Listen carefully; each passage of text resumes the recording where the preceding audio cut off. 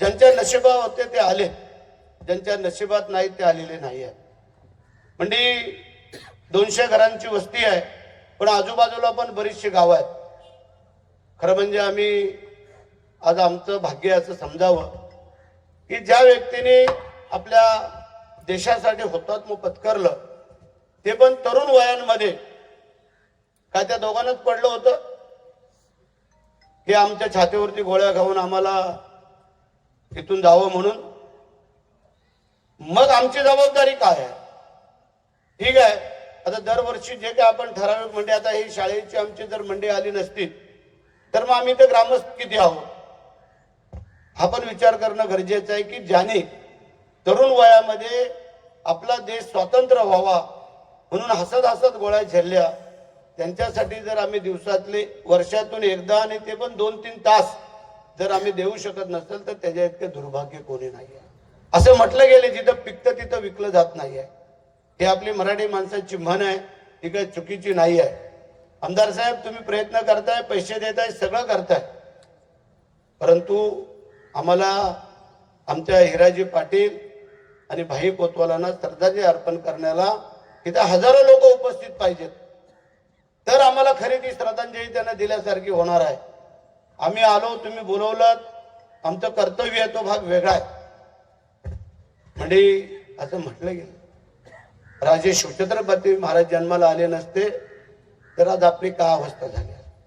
आज आमचे लोक काय बोलतात, शिवाजी महाराज जन्माला यायला पाहिजेत पण ते आमच्या घरात नको, ते दुसऱ्याच्या घरात पाहिजे. असं नाही आहे. म्हणजे एका चाफेकर कुटुंबामध्ये 3 भाऊ हसत हसत फाशीवरती गेले. कशासाठी गेले? त्या देशासाठी गेले. देशासाठी हुतात्मा पत्करलं आणि 3 भाऊ हसत हसत गेले. तेव्हा एकाने विचारलं त्या मातेला, त्यांच्या आईला, माते आता काय? एखादी आई ढसाढसा रडली असती, परंतु तिने काय सांगितलं, मी अभागी आहे. काय बोलली बघा, मी अभागी आहे की मला 4था मुलगा नाही झाला. जर मला 4था मुलगा झाला असता तो पण मी या देशासाठी अर्पण केला असता. अशी ती चाफेकर बंधूंची. आज आम्ही जर कुठल्या मोर्चाला बोललो तर आमच्या आई बोलते, जाऊ नकोस, पोलिसांची केस होईल, ते आमचे इन्स्पेक्टर लगेच केस करतील. म्हणजे हा फरक आहे. म्हणजे हजारो तरुण त्यावेळेला हसत हसत फासावर गेले केवळ देश स्वतंत्र व्हावा म्हणून. माझ्या इथले 5 लोक गेले. आमचा 10 नोव्हेंबरला कार्यक्रम असतो. 5 लोक हसत हसत त्यावेळेला गोळ्या झेलल्या. त्याने मोर्चा अडवला तिथं आमच्या महाडला कचेरीवर जाणारा, आणि त्या मोर्चामध्ये सामोरं जात असताना 5 तरुणांना गोळ्यांना सामोरं जाग्यात गतप्राण झाले. असे अनेक लोकांनी आपल्याला बलिदान दिलं.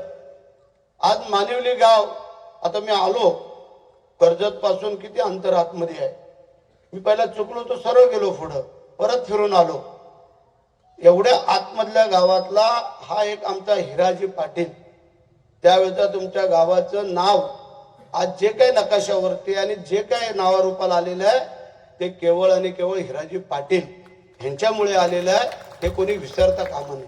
असेल तो पाटलांच्या घराण्यातला, पण तुमच्या गावातला तर आहे की तुमच्या गावाचं नाव आज एवढ्या उंचीवरती नेण्याचं काम ज्या हिराजी पाटलांनी केलं. त्यांच्यासाठी वर्षातून एकदा येऊन आम्हाला फक्त इथं श्रद्धांजली वाहण्यासाठी यायचंय. माझं तुम्हाला सूचनावादा विनंती आहे की पुढच्या वेळेला याच्यापेक्षा आणखीन माणसं असणं गरजेचं आहे.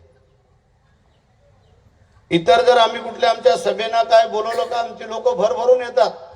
पक्षाच्या सभा असल्या का, परवा आमच्या महिलांचा कार्यक्रम झाला पैठणीचा ना रे, पैठणीचा कार्यक्रम झाला. पाय टाकायला जागा नव्हता नेरळला, म्हणजे पाय टाकायला जागा नव्हता पैठणीला. 3000 महिलांना आम्ही पैठण्या दिल्या. पण मंडी ह्या पैठण्या कधी, जेव्हा हिराजी पाटलांसारखे, भाई कोतवालांसारख्या त्या हुतात्मा वीरांनी आपलं बलिदान दिलं त्यावेळेला. आज देशाच्या सीमेवरती आपले बहादर सैनिक लढतायत. काल एक टीव्हीला ह्याला बातमी चालली होती, म्हणजे थंडी एवढी आहे तिकडं, बर्फच पडतो ना तिकडं, त्या एवढ्या उंचीवरती त्या बर्फामध्ये 24 तास डोळ्यात तेल घालून पारा करत असतात हे लोक. जेवणाचा पत्ता नाही, हेलिकॉप्टर मधनं वरनं डबे सोडले जातात. तिथे काय जेवण बनवलं जात नाही, असं चुलीवरती शेगडीवरती. त्यांना आपला प्रपंच, आपलं कुटुंब कसलीही काळजी नसते. काळजी असते फक्त माझ्या मातृभूमीची आणि माझ्या देशाची. ते ज्यावेळेला एवढा थंडीमध्ये कुडकुडत असतात त्यावेळेला आम्ही इथं आरामामध्ये एसी आणि पंख्याखाली गार झोपलेले असतो. थोडी तरी जाणीव आपण ठेवणं गरजेचं आहे.